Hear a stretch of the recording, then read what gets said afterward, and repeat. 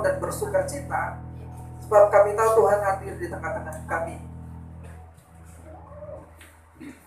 Di Minggu Adventus ketiga ini kami ingat kembali bahwa 2000 tahun yang lalu telah lahir Juru Selamat, yaitu Yesus Kristus, Tuhan di kota Daud.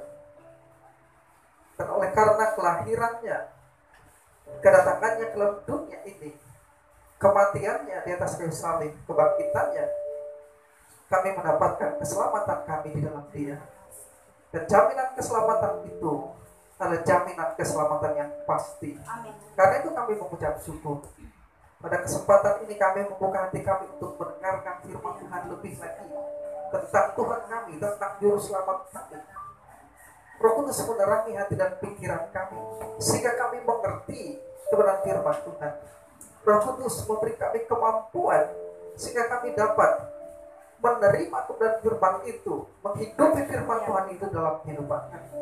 Hamba terbatas di dalam berbicara dan berkata-kata, tetapi Roh Kudus tidak terbatas untuk menerangi setiap kami semuanya, sehingga kami benar-benar mengerti, menerima firman Tuhan itu dalam hati kami. Kami siap menyambut pemberitaan firman Tuhan, ucapan syukur. Dalam nama Tuhan Yesus Kristus kami setelah berdoa. Haleluya. Yang percaya dan diberkati Tuhan, kita sama-sama katakan amin. Puji Tuhan. Silakan duduk. Selamat pagi, menjelang siang, dan salam sejahtera untuk kita semuanya. Saya berharap kita semua dalam keadaan baik dan sehat. Dan ini saya akan menjelaskan pengajaran firman Tuhan, Jesus Christ our the Lord. Kita bangkit berdiri, kita mengucapkan pengakuan iman rasuli. Credo rasuli, 1, 2, 3. Aku percaya kepada Allah Bapa yang Maha Kuasa, Khalik langit dan bumi, dan kepada Yesus Kristus, anaknya yang tunggal, Tuhan kita, yang dikandung daripada Roh Kudus, lahir dari anak darah Maria, yang menderita sengsara di bawah pemerintahan Pontius Pilatus, disalibkan, mati, dan dikuburkan, turun ke dalam kerajaan maut, pada hari yang ketiga bangkit dari antara orang mati, naik ke surga, duduk di sebelah kanan Allah Bapa yang Maha Kuasa, dan akan datang dari sana untuk menghakimi orang yang hidup dan mati. Aku percaya kepada Roh Kudus, gereja yang kudus dan am, persekutuan orang kudus, pengampunan dosa, kebangkitan tubuh, dan hidup yang kekal. Amin. Itu silakan duduk. Perhatikan kata frase, aku percaya kepada Yesus Kristus, anaknya yang tunggal, Tuhan kita. Makanya itu firman Tuhan hari ini temanya Jesus Christ our Lord, Tuhan kita. Yesus Kristus Tuhan kita. Ini ada di dalam Credo Rasuli. Ya, disebutkan di sana Tuhan kita. Pertanyaannya, dari mana dapatnya pernyataan Tuhan kita di dalam Credo Rasul ini? Dari dalam Alkitab itu sendiri. Baik, kita baca ayatnya. Satu ayat yang sangat gamblang sekali dalam Lukas pasal 2 ayat yang ke-11. Kita baca ayat 10 dan 11. Sama-sama. Lukas 2 ayat 10 dan 11. 1, 2, 3. Lalu kata malaikat itu kepada mereka, jangan takut, sebab sesungguhnya aku memberitakan kepadamu kesukaan besar untuk seluruh bangsa. Hari ini telah lahir bagimu Juru Selamat, yaitu Kristus Tuhan di kota Daud. Jadi pernyataan dalam Credo Rasuli bahwa Yesus itu adalah Tuhan, itu berdasarkan pernyataan Alkitab. Malaikat menyampaikan kepada gembala-gembala ketika Yesus telah lahir di Bethlehem. Malaikat berada di Efrata. Mereka memberitahukan kepada gembala-gembala bahwa hari ini telah lahir bagimu Juru Selamat. Hari ini di kota Daud seorang Juru Selamat telah lahir bagimu. Dia adalah Mesias atau Kristus Tuhan. Itu berita disampaikan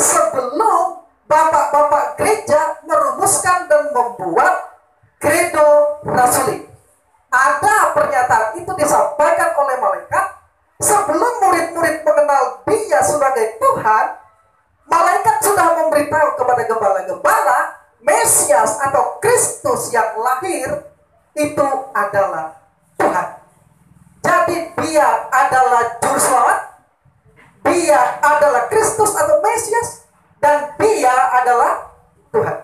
Jadi di sini ada 3 gelar yang disebutkan untuk Kristus: juru selamat, Mesias yang diurapi, dan Tuhan.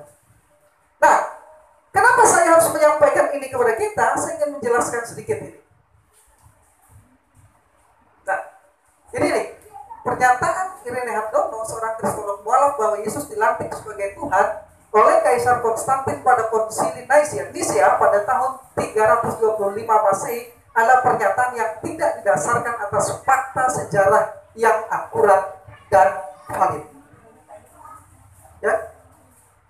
Ini adalah kebohongan dan upaya penyelewengan fakta sejarah yang didasarkan atas novel The Da Vinci Code yang terbit di tahun 2003 karya Dan Brown, seorang novelis dan seorang guru bahasa Inggris asal Amerika. Dan Brown ini dulunya profesinya adalah seorang pengajar atau guru bahasa Inggris. Kemudian dia menulis novel. Ya, karena dia lulusan sastra bahasa kalau tidak salah.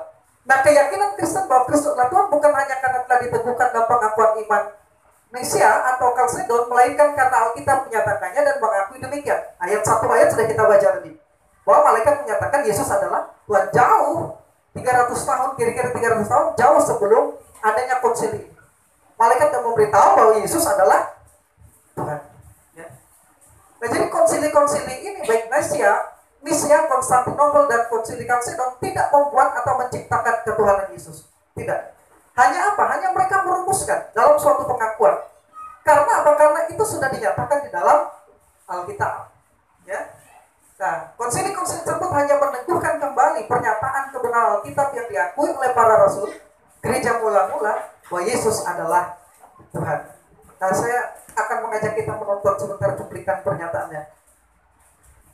Menurut semua literatur yang saya pelajari dan kuliahnya saya terima, Yesus yang oleh umat Islam disebut Nabi Isa alaihissalam, ternyata Yesus itu untuk pertama kalinya dilantik menjadi seorang Tuhan. Peristiwa itu terjadi pada tahun 325 Masehi.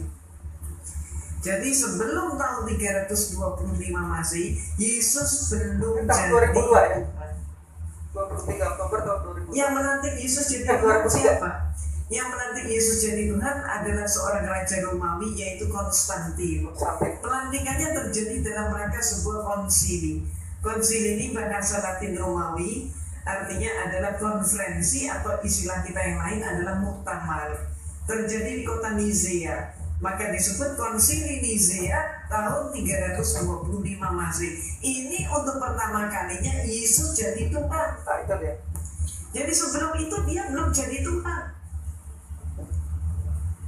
Sayangnya sejarah ini tidak dipahami oleh 98% umat Kristen. Walaupun sejarah ini ada di dalam buku-buku mereka. Cuman dengan sengaja pemimpin-pemimpin gereja menutup sejarah tersebut agar supaya umatnya tetap tidak tahu.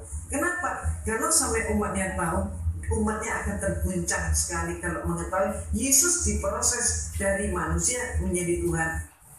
Saya lanjutkan ya. Ya.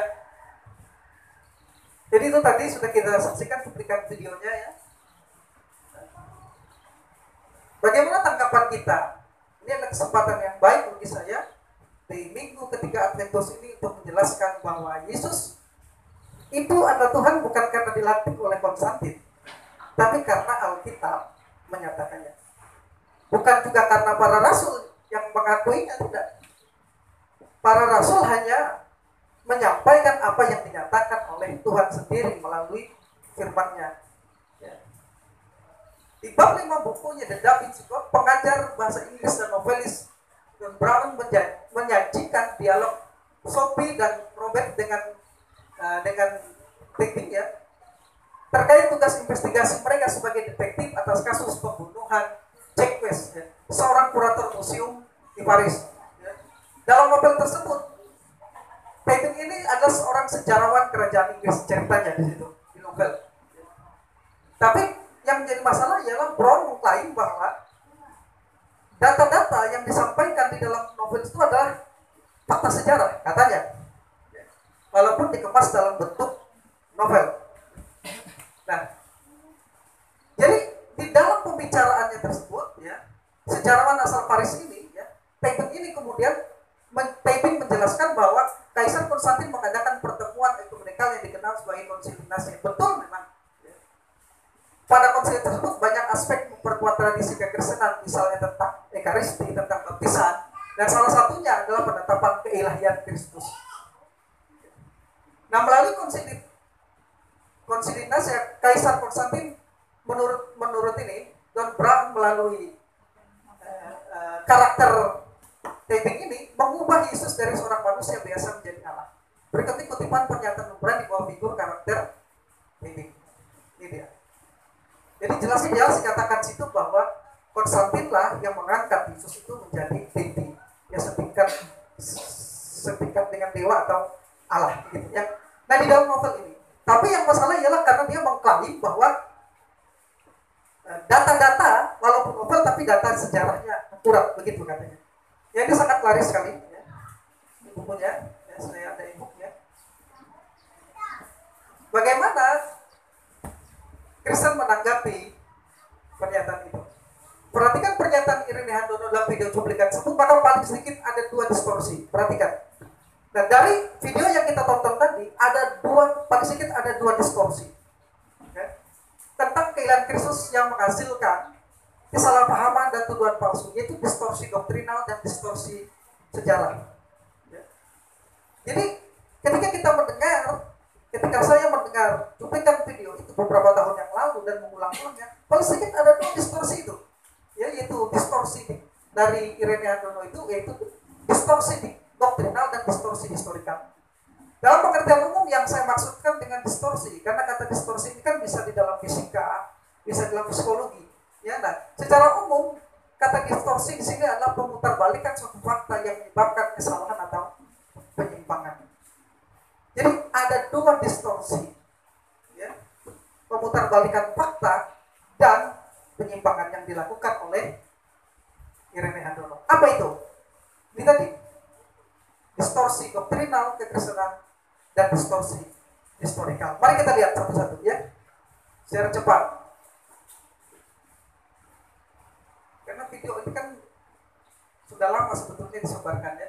Yang pertama, distorsi dari aspek doktrinal. Distorsi ini terjadi ketika Irene Handono memberikan penggambaran yang salah tentang kepercayaan Kristen terhadap keilahian Kristus, yaitu bahwa Yesus adalah manusia biasa yang diangkat menjadi Tuhan. Kan begitu pernyataan tadi. Yaitu bahwa Yesus adalah manusia biasa yang diangkat menjadi Allah melalui sebuah konsili. Itu pernyataan itu distort. Penyimpangan dari fakta doktrinal Kristen. Hal seperti itu sama sekali bukanlah apa yang dipahami orang Kristen menurut Alkitab. Jadi, Yesus manusia biasa menjadi Allah itu bukanlah pemahaman Kristen. Perhatikan.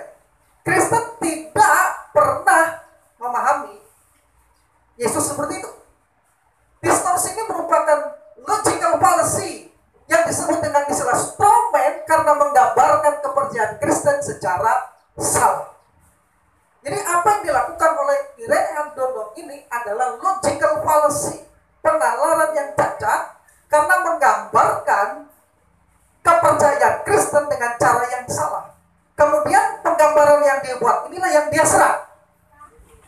Dia menggambarkan Yesus manusia biasa menjadi Allah dan dia kemudian menyerang pernyataannya sendiri, itu salah katanya. Ya, itu disebut dengan strawman.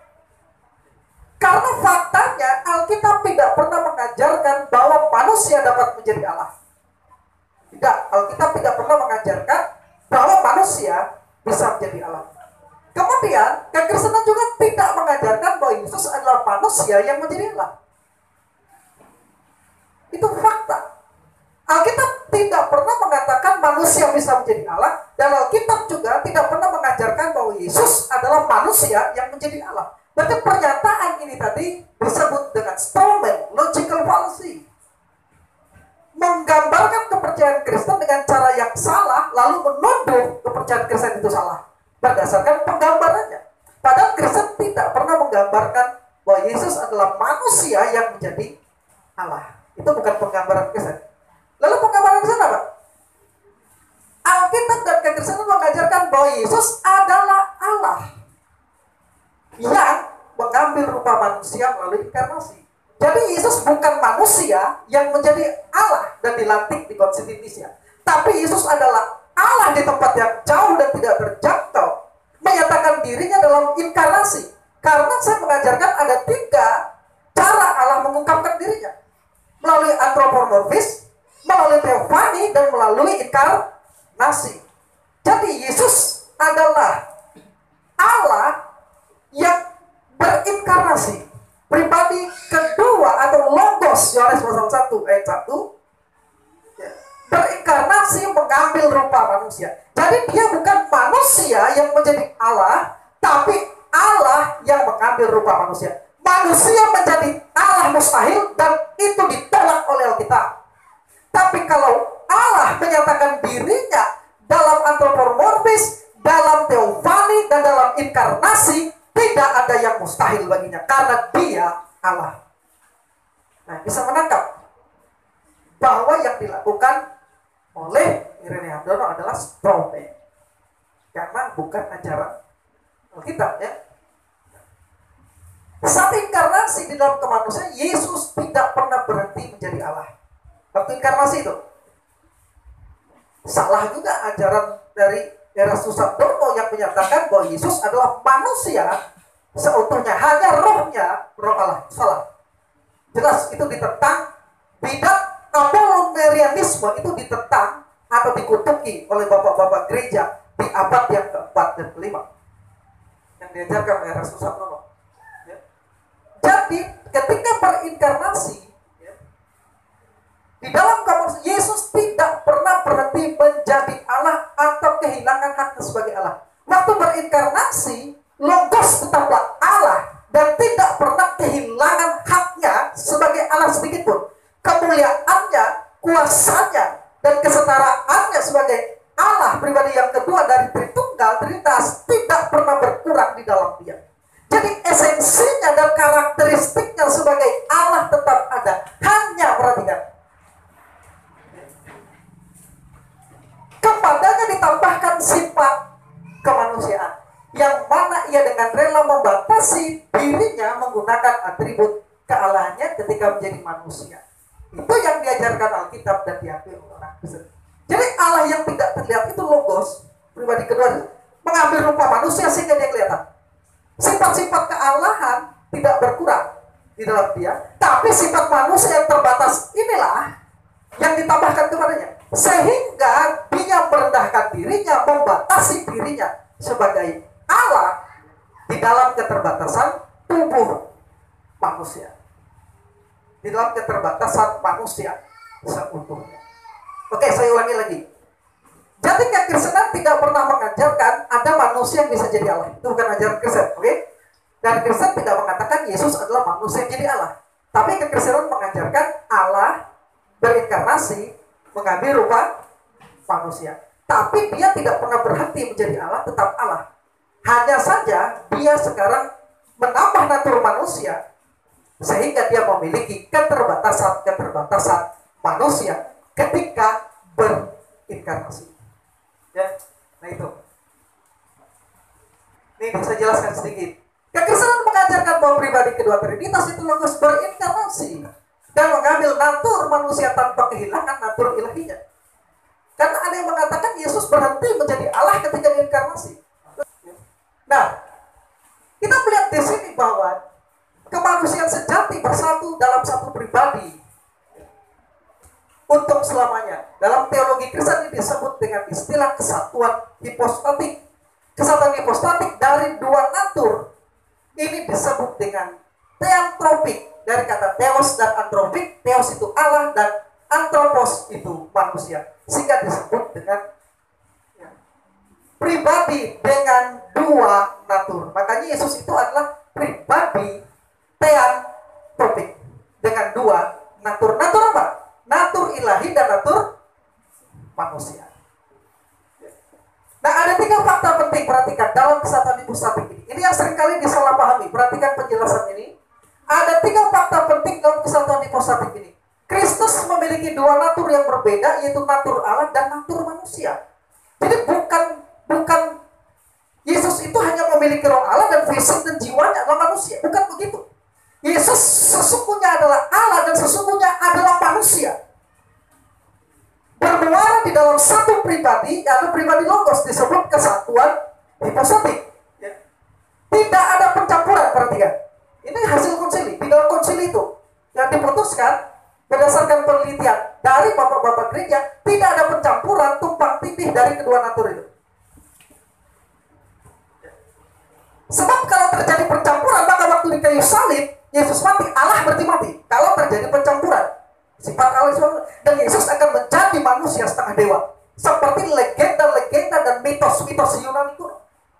Tidak, Yesus bukanlah manusia setengah dewa, dan Yesus juga bukanlah Allah yang berubah rupa menjadi manusia, tidak. Tapi Allah yang mengambil wujud manusia 100%, tanpa kehilangan statusnya sebagai Allah. Jadi Yesus bukanlah manusia setengah dewa, seperti di dalam legenda-legenda Yunani kuno, dan juga bukanlah seperti yang diajarkan oleh Eutychusme dan juga Apolonianisme yang mengatakan Yesus adalah manusia sejati, tetapi ada roh Allah di dalam dia. Bukan begitu. Nah, meskipun memiliki 2 natur Allah dan manusia, tetapi hanya memiliki satu pribadi yang sudah dijelaskan tadi, pribadi theantropis. Dengan kata lain, istilah theantropis hanya mengacu kepada pribadi Kristus, bukan pada natur Kristus. Karena naturnya kan ada 2 tadi. Pribadi, satu pribadi. Nah, itu kita tidak boleh memakai istilah pribadi theantropik ini menjadi natur theantropik. Karena naturnya ada 2 tadi, natur Allah dan natur manusia, dalam satu pribadi yang theantropik. Makanya disebut oleh Rasul Paulus kepada Timotius, manusia Kristus Yesus, manusia Allah. Allah manusia itu Yesus Kristus. Sedikit lagi tentang ini tadi. Saya jelaskan ini karena tadi distorsi doktrinalnya. Saya jelaskan ini doktrin Kristen. Dan doktrin Kristen tentang pribadi Kristus ini adalah doktrin yang paling esensial. Kalau kita sudah memahami ini, kita tidak akan kesulitan juga di dalam memahami Trinitas. Kesatuan hipostatik ini tidak terjadi melalui pencampuran di antara kedua natur tersebut, Allah dan manusia, tetapi melalui kesatuan pribadinya. Persatuan kedua natur Kristus dalam satu pribadi logos tidak menghilangkan salah satu atau mencampurkan kedua natur tersebut. Jadi salah satu natur Allah atau manusia tidak hilang atau tidak bercampur begitu.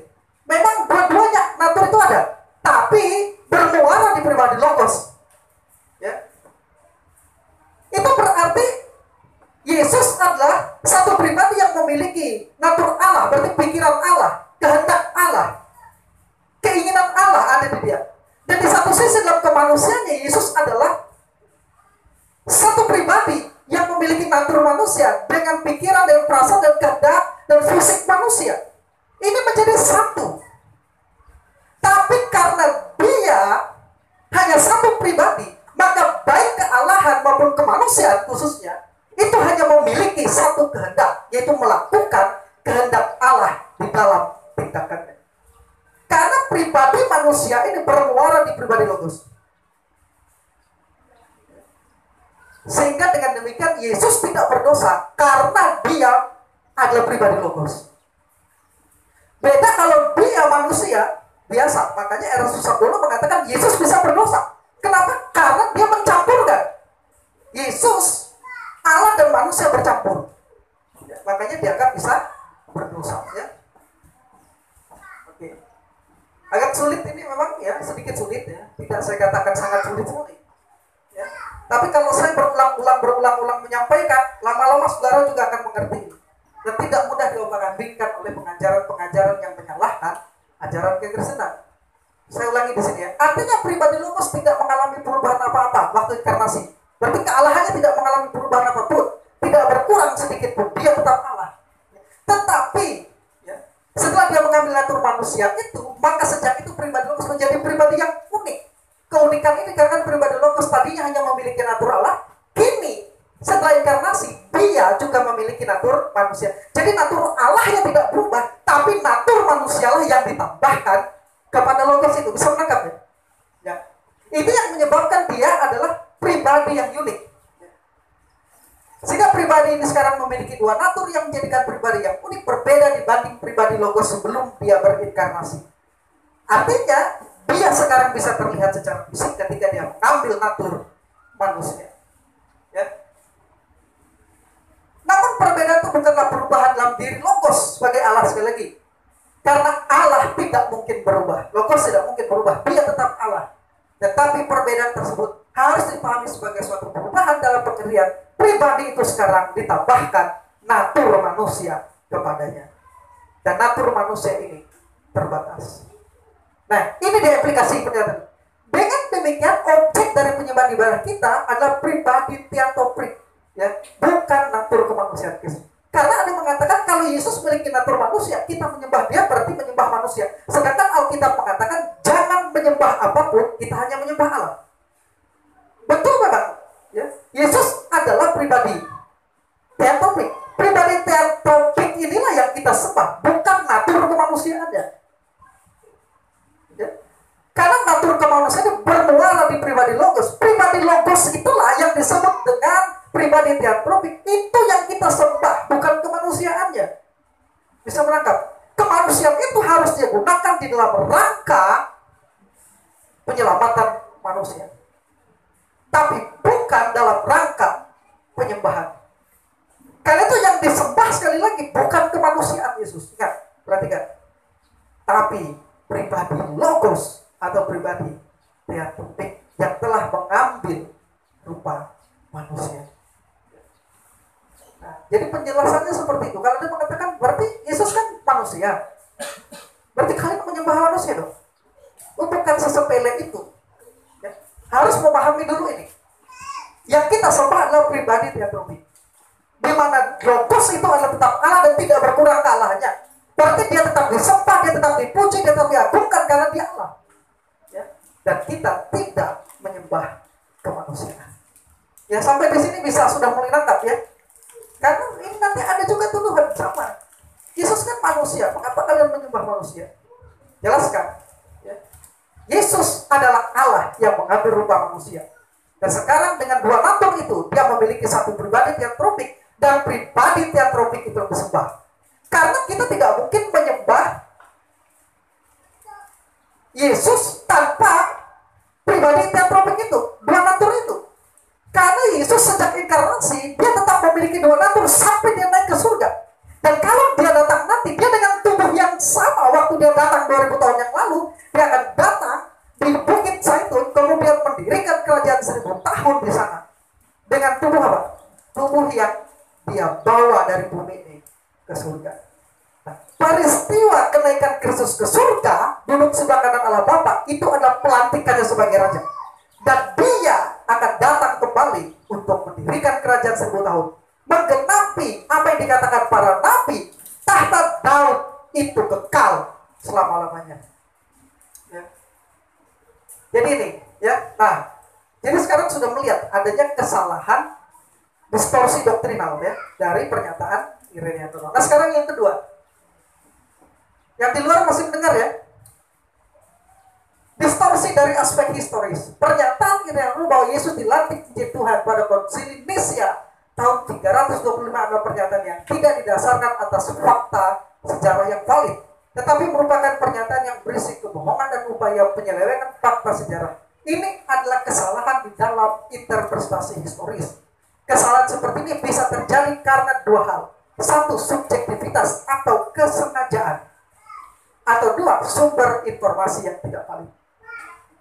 Bisa karena salah satu dari keduanya atau dua-duanya. Kalau saya lihat, dua-duanya.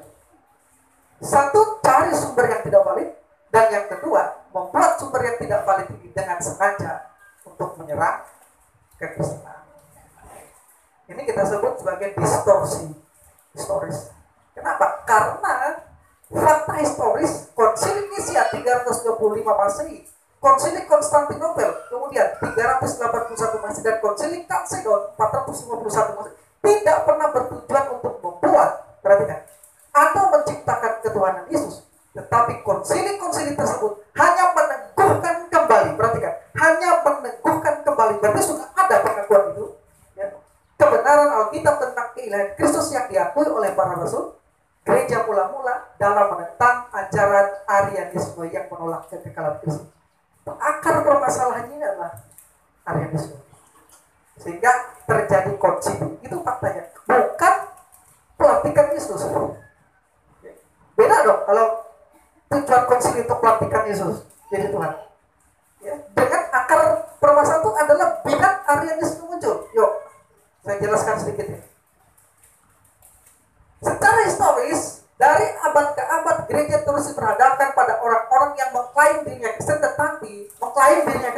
tetapi menyangkali atau menyelewengkan ajaran tentang keilahian Kristus. Ngaku Kristen tapi menyangkali atau menyelewengkan ajaran tentang keilahian Kristus.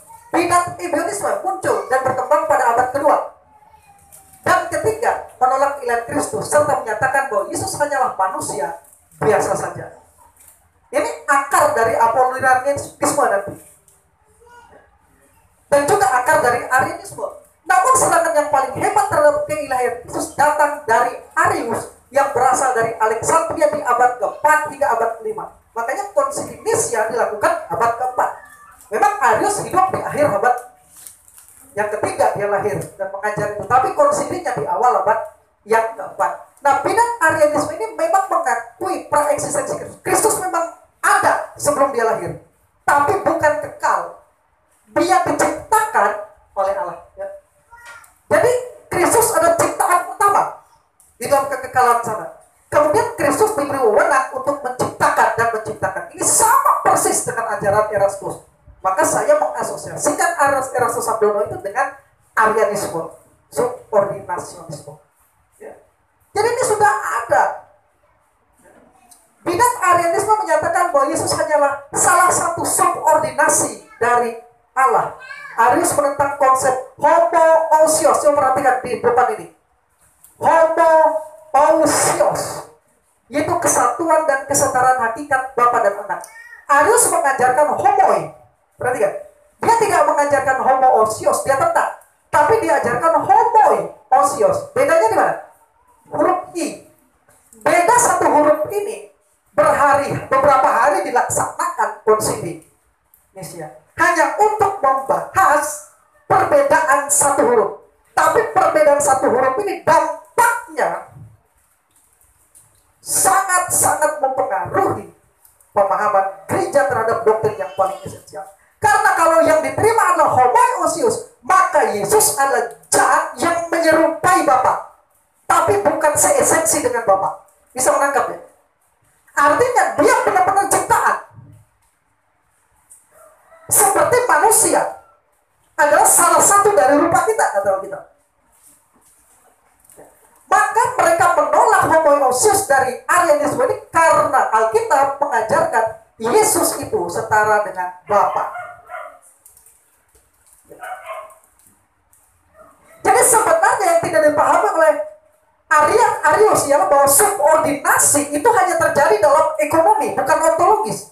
Karena secara ontologis Yesus itu setara dengan Bapa.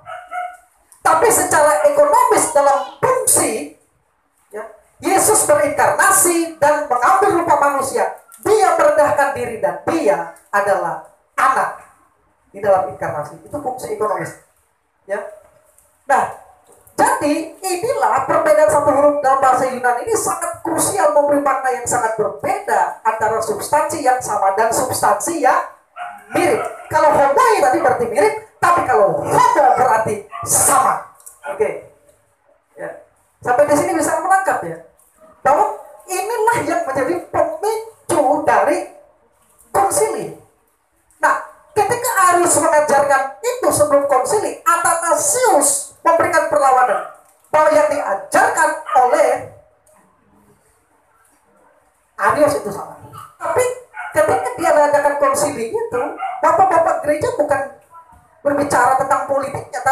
membahas masalah doktrinnya. Perhatikan, dari sisi Kaisar Konstantin memang politik yang menguntungkan dia, tapi dari sisi bapak-bapak gereja yang mereka lakukan dalam konsili itu apa? Doktrin Kristen ya, terhadap serangan Arius. Maka dari itu Arius dan beberapa orang dipanggil, dan Athanasius bapak-bapak gereja dipanggil. Jumlahnya itu 302 orang atau 6 orang, 302 atau 306. Karena di dalam catatan sejarah ada yang menyebut 300, ada yang menyebut 302, ada yang menyebut 306. Ya. Tapi jumlahnya sekitar 300 orang bapak gereja. Jadi Arianisme mengajarkan hakikat Kristus tidak sama dengan hakikat Bapa. Mereka mengajarkan Kristus tidak setara dengan Bapa. Ini yang disebut dengan Erastus, Bapa itu major God dan anak itu minor God. Ya. Ini ajaran Arianisme.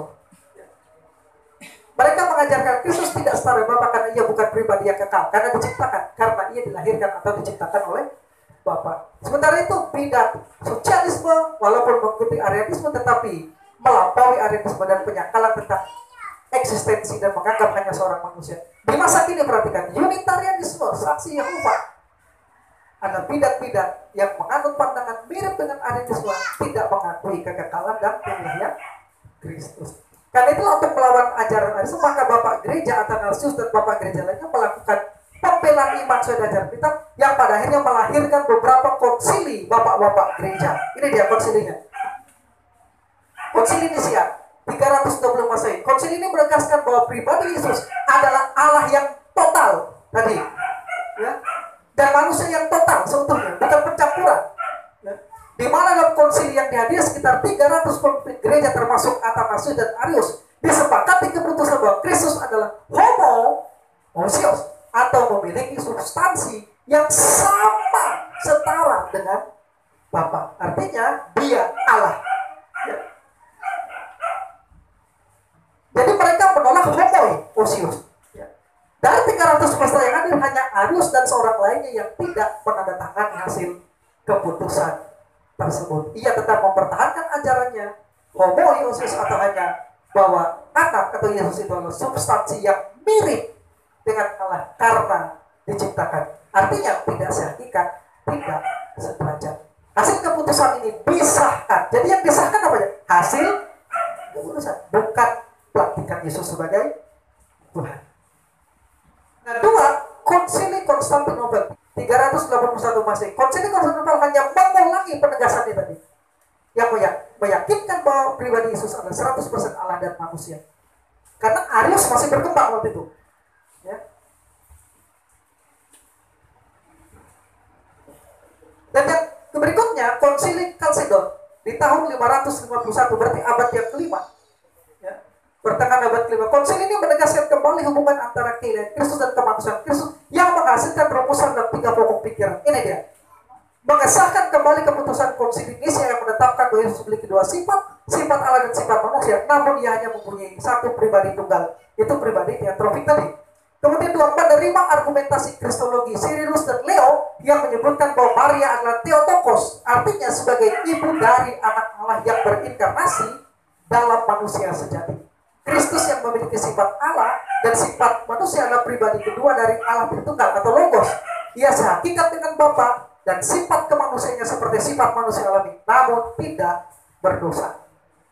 Dan yang ketiga, merumuskan konsep kristologi yang baku dan alkitabiah yang dibawa kedua sifat Yesus menyatu dalam satu pribadi Kristus. Kedua sifat ini tidak saling melebur atau bercampur, juga tidak berubah dan tidak saling menghilangkan, tidak tumpang tindih juga sifat satu dengan yang lain. Bahkan masing-masing sifat tidak terpisah satu dengan yang lain. Dengan demikian Kristus memiliki satu pribadi dan dua natur sampai hari ini. Sifat ilahi dan sifat manusia dimiliki oleh Yesus tanpa mengurangi sifat kealahannya. Ini gambaran yang benar tentang konsili. Bukan dalam rangka melantik Yesus menjadi Tuhan, tapi meneguhkan. Oke. Jadi tidak ada sama sekali indikasi, perhatikan ini, bahwa Kaisar Konstantinopel melantik Yesus menjadi Tuhan dalam Konsili Nisia. Tidak. Seperti yang dituduhkan oleh Irina Handorok tersebut. Tetapi Kaisar Konstantin hanya mengesahkan keputusan hasil konsili para pemimpin gereja yang meneguhkan ketuhanan Yesus. Di mana ketuhanan Yesus itu telah diakui, perhatikan. Di mana ketuhanan Yesus itu telah diakui, diimani, dan diajarkan oleh rasul-rasul dan bapak-bapak gereja lebih dari 250 tahun sebelum konsili Nisea. Nanti dari mana kita tahu mereka mengajarkan lebih dari 200 tahun sudah sebelum konsili Nisea? Dengan demikian doktrin kalian Kristus bertujuan untuk meneguhkan keyakinan bahwa Kristus adalah Allah yang mutlak setara dengan Bapa dalam hakikat pribadi dan karyanya, sebagaimana diakui dalam konsili Nisea dan konsili Kalsedon. Yuk, ini pendapat para pakar. Saya akan kutip dengan cepat. Seorang teolog, pendeta dan teolog karismatik dari gerakan Pujian Akhir, K.P.J. Conner, menjelaskan bahwa dari aspek biblika perjanjian baru telah memakai sebutan Tuhan untuk Yesus jauh sebelum adanya konsili Nisea tahun 325. Istilah Tuhan merupakan translate dari kata Yunani kurios yang artinya Tuhan atau Tuhan. Dan di dalam Septuaginta perjanjian lama terjemahan Yunani, lebih dari 6.000 kali kata kurios diterjemahkan dengan kata Ibrani Yahweh dan atau Adonai. Ya, nanti dijelaskan. Itu sebagai nama diri Allah. Menurut K.P.J. Conner, nama Yahweh adalah kata Ibrani yang merupakan nama pribadi Allah sendiri. Kata Ibrani yang menunjukkan pada nama ini sebagai nama Allah yang tidak bisa diucapkan atau dikomunikasikan lagi. Hal ini disebabkan kata Yahweh dalam bahasa Ibrani tertulis dalam 4 konsonan Yod, He, Waw, He, yang dikenal oleh para ahli teologi sebagai tetragrammaton, yang kemudian ditambahkan tanda-tanda vokal sehingga menjadi Yahweh. Ada yang bilang Yehova, ada yang bilang Yahweh misalnya. Ya, ini sudah tidak ditemukan lagi pengucapannya karena sudah tidak diucapkan, diganti dengan Adonai oleh orang-orang pasca Musa. Ya. Karena orang Yahudi pada saat itu menganggap nama itu terlalu suci untuk diucapkan, sehingga dalam pembacaan kitab suci kepada umum mereka menggantinya dengan Adonai dan menggunakan nama Yahweh ini hanya imam besar, itu pun pada saat upacara grafirat atau pendamaian yang dilaksanakan 1 kali di dalam 1 tahun. Ini bukunya.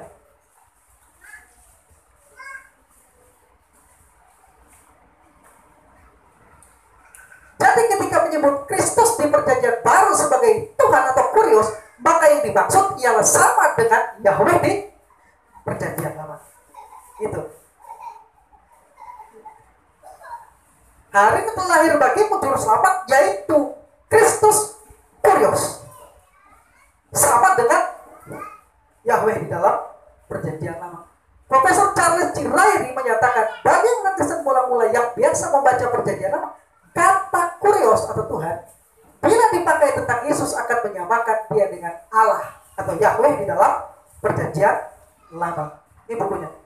Profesor Josh Illet mengatakan sebutan utama dan karakteristik bagi Yesus adalah Tuhan atau kurios, yang bukan hanya ditemukan dalam surat-surat Paulus, melainkan pula secara luas dalam kekristenan non-Yahudi. Karena itu, kurios atau Tuhan merupakan gelar yang diberikan kepada Yesus yang memiliki hak istimewa seperti yang ilahi yang menunjukkan keilahian atau kealahannya. Ini saya kutip dari pakar dulu. Ya. Jadi bukan hanya kita menjelaskan tanpa kutipan dari para ahli. Nah, menurut Profesor Charles Ryrie, dalam perjanjian baru kata kurios digunakan sebanyak 718 kali. Terbanyak dalam tulisan Paulus, menyusul Lukas, kemudian sisanya oleh penulis lain. Kata kurios menyatakan otoritas dan supremasi bila berkenaan dengan Allah. Kata kurios menyatakan kekalikannya, kuasanya dinyatakan dalam sejarah dan kuasanya dalam alam. Ya. Nah, Profesor Henry C. Tyson menjelaskan 4 penggunaan kata kurios itu. 1, menunjukkan kepada Allah Bapa, itu kata kurios. 2, menunjuk rasa hormat. Ya. Yang ketiga, untuk seorang tuan atau majikan. Dan yang keempat, sebutan untuk Kristus. Dan dalam perjanjian baru, kata itu digunakan terbanyak untuk Kristus sama dengan Yahweh. Nah, sekarang ini dia. Setelah mengutip para pakar, baru saya jelaskan ini. Bahwa menurut Alkitab, ya, Yesus diakui, diimani, dipercayai, diakui, diimani sebagai Tuhan itu bukan pada saat konsili Nicea. Jadi fakta praeksistensi kekekalan Kristus adalah kebenaran mutlak. Sama demikian juga fakta tentang keilahiannya merupakan kebenaran mutlak yang tidak dapat dibantah. Kitab suci dengan sangat tegas menyatakan klaim pribadi dari Kristus bahwa Dia itu adalah Allah. Ya. Pertama, seseorang dapat masuk dalam persekutuan gereja hanya bila dia percaya akan kebangkitan Kristus dan mengakui ketuhanannya. Roma pasal 10 ayat 90. Coba dibaca. Tolong dibaca. Di Roma pasal yang ke-10 ayat 10. Jadi seseorang dapat masuk dalam persekutuan gereja hanya melalui percaya akan kebangkitan Kristus dan mengakui ketuhanannya. Coba lihat. Itu jauh sebelum konsili. Sudah ada di dalam Alkitab, para rasul mengajarkan itu.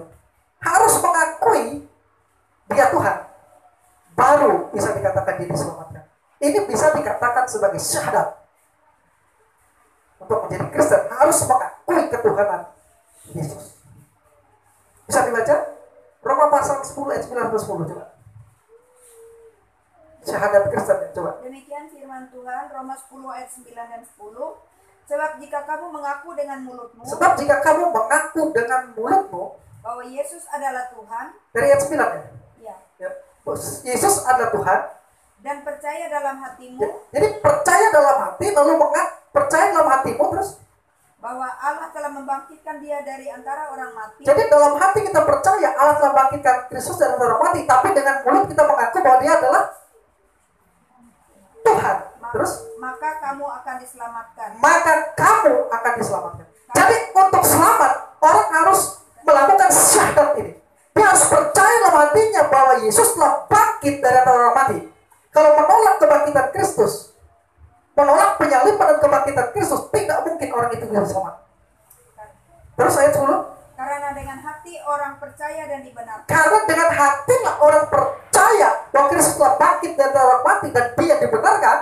Dan dengan mulut orang mengaku dan diselamatkan. Dan dengan mulut orang mengaku dan diselamatkan. Mengakui apa tadi? Mengakui dalam ayat 9 Yesus adalah Tuhan. Jadi selama ada orang tidak mengakui Yesus adalah Tuhan, bagaimana dia bisa diselamatkan?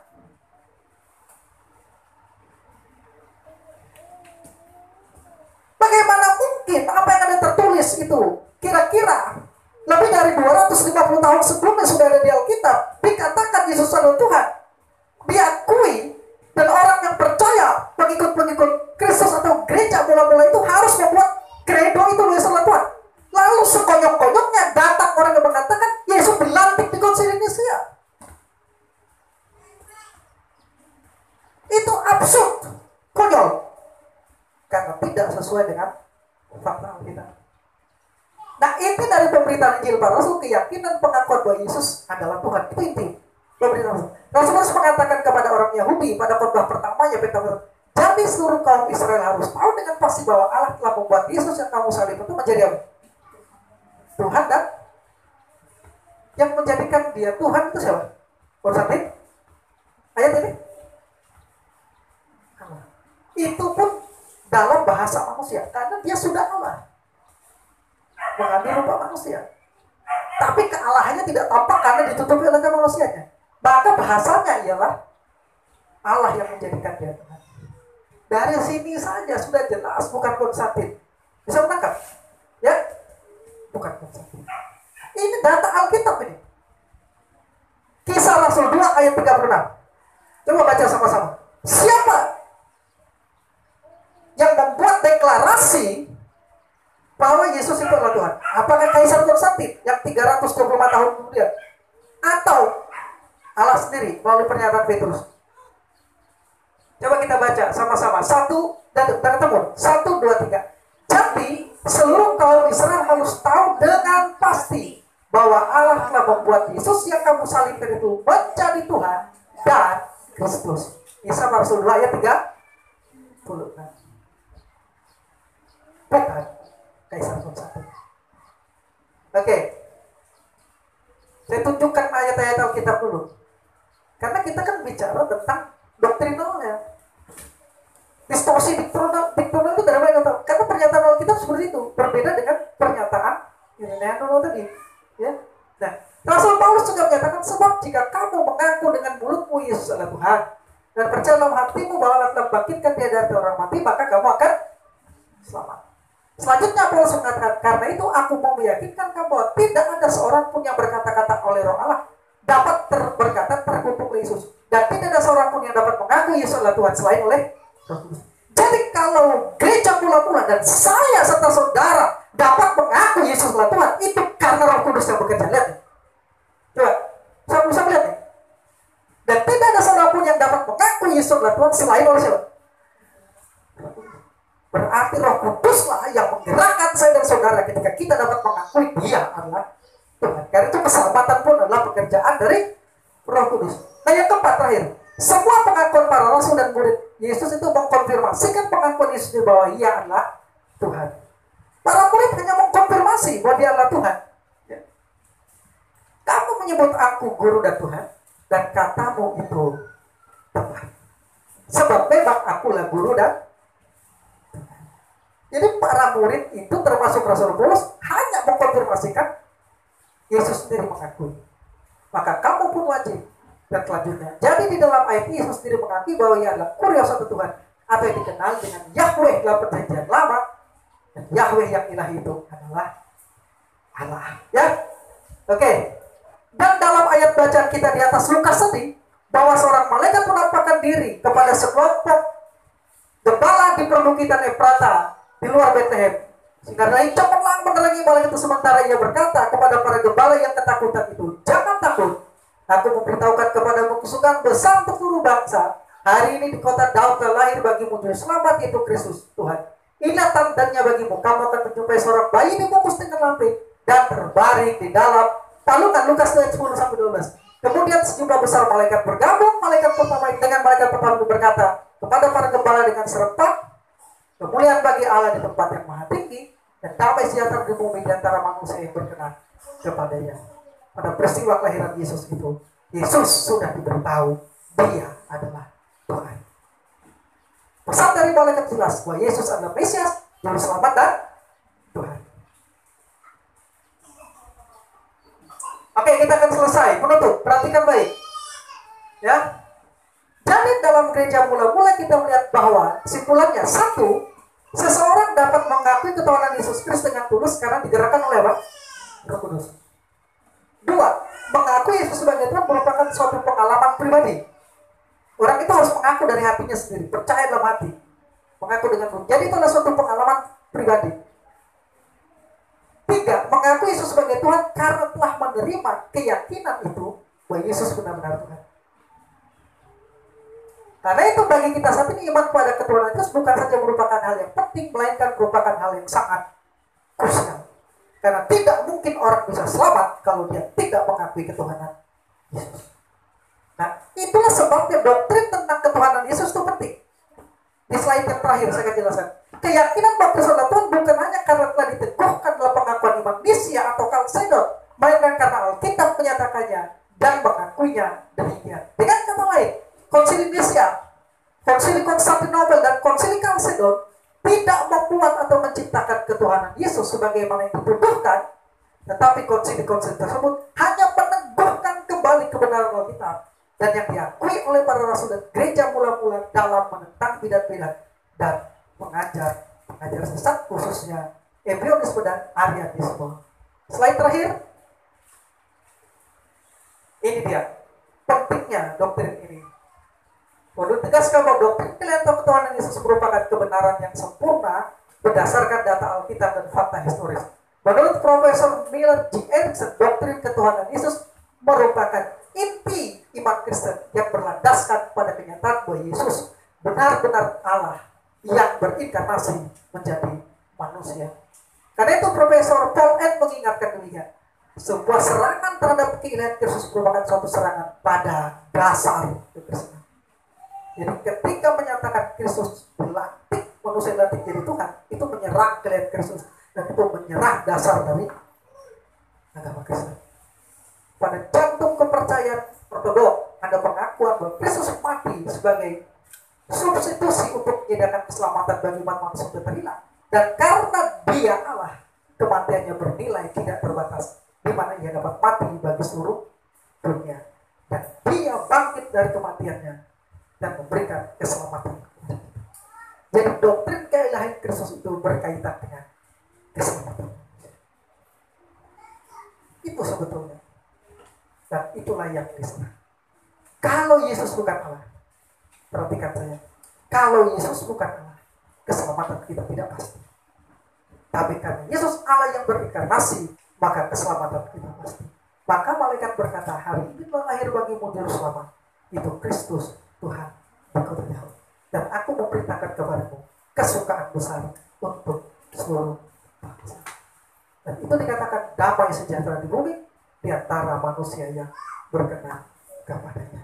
Sekira dengan pelajaran ini kita bisa dengan jelas menangkap ya, bahwa apa yang dituduhkan tentang Kristus jelas keliru. Satu, distorsi secara doktrinal sudah saya jelaskan dengan panjang lebar, dan kedua, distorsi secara historis. Ya. Dan bisa saya bagikan, Tuhan Yesus berkati kita semuanya.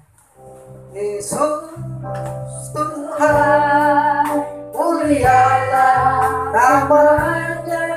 Yesus Allahku, besar kasih-Nya, dahulu, sekarang, dan sampai selamanya. Kasih-Nya tak pernah berubah. Kasih-Nya tak pernah berubah. Yesus Tuhan, dalam namanya.